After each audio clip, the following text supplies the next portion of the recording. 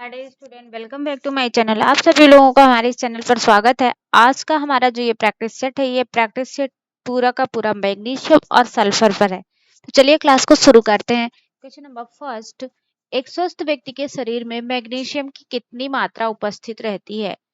एक स्वस्थ व्यक्ति जो है उसके शरीर में मैग्नीशियम के परसेंटेज की बात हो रही है। कितनी परसेंट मात्रा जो उसमें उपस्थित होती है?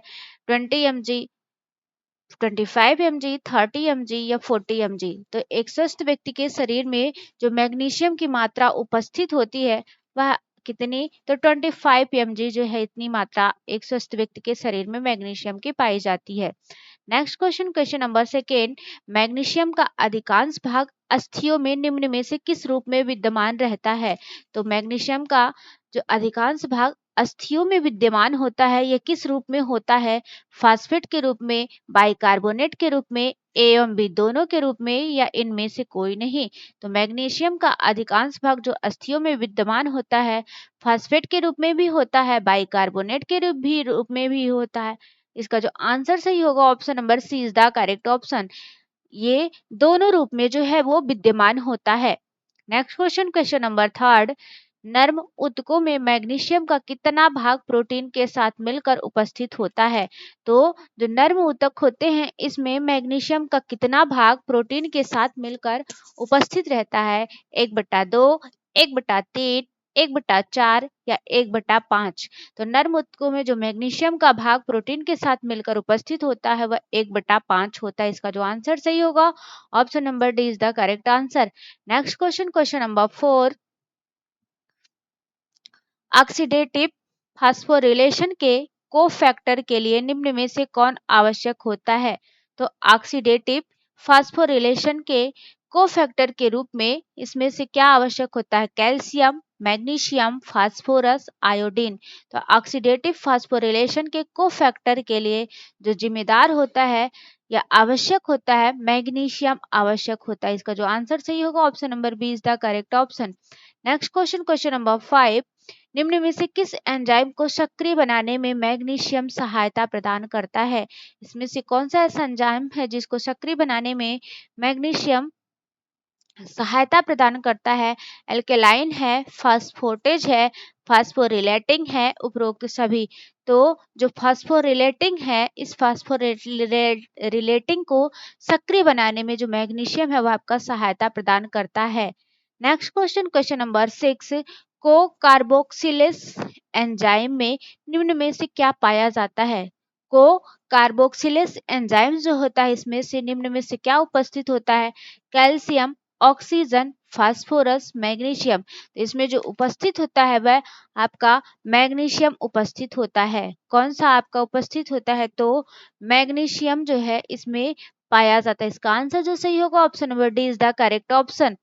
Next question, question number seven, calcium, sodium एवं पोटेशियम के साथ मिलकर मैग्नीशियम निम्न में से किसकी गति को नियंत्रित करता है? तो किसके साथ मिलेगा? सोडियम, कैल्शियम एवं पोटेशियम। सोडियम, कैल्शियम एवं पोटेशियम के साथ मिलकर जो है वो मैग्नीशियम किसकी गति को नियंत्रित करता है? हृदय की धड़कन की, मांसपेशियों की, उच्च रक्तचाप की, या इनमें से कोई नहीं?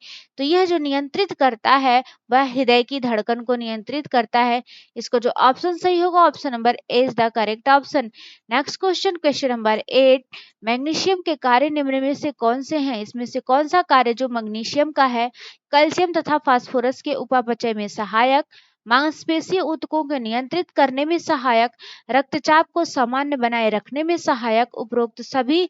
तो मैग्नीशियम के कार्य जो है वो आपके सारे हैं। कैल्शियम और फास्फोरस की मेटाबॉलिक प्रोसेस में भी सहायता प्रदान करता है, मांसपेशीय ऊतकों को नियंत्रित करने में भी सहायक होता है, रक्तचाप को सामान्य बनाए रखने में भी सहायक होता है। इसका जो आंसर सही होगा option number D is the correct option. Next question, question number nine, magnesium की कमी के लक्षण निम्न में से कौन से हैं? इसमें से कौन सा लक्षण है जो मैग्नीशियम की कमी से होता है? निराशा का अनुभव होना, हाथ पैर की मांसपेशियों में पीड़ादायक संकुचन होना, मांसपेशीय थकान होना, उपरोक्त सभी। इसका जो आंसर सही होगा option number D is the correct option. निराशा का भी अनुभव इसमें होता है, हाथ पैर की अस्थियों में पीड़ादायक संकुचन भी होता है, मांसपेशीय थकान भी होता है। तो इसका जो आंसर सही होगा option number D is the correct option. Next question, question number 10, magnesium की प्राप्ति के स्रोत निम्न में से कौन से हैं? बादाम, लोबिया, मूंग या उपरोक्त सभी? तो मैग्नीशियम की जो प्राप्ति है, इस प्राप्ति के स्रोत है तो बादाम में भी पाया जाता है, लोबिया में भी होता है और मूंग में भी होता है। इसका जो आंसर सही होगा option number D is the correct option. सभी में यह उपस्थित होता है। बादाम में कितना परसेंट पाया जाता है? तो 257 mg बादाम में होता है, 230 mg लोबिया में होता है और 196 mg जो है वो आपका मूंग में होता है। Next question, question number 11, magnesium प्राप्ति का निम्न स्रोत कौन सा है? इसमें से कौन सा ऐसा तत्व है जिसमें मैग्नीशियम जो है वो निम्न मात्रा में उपस्थित होता है? मूंगफली है, गेहूं है, जौ है, मांस है?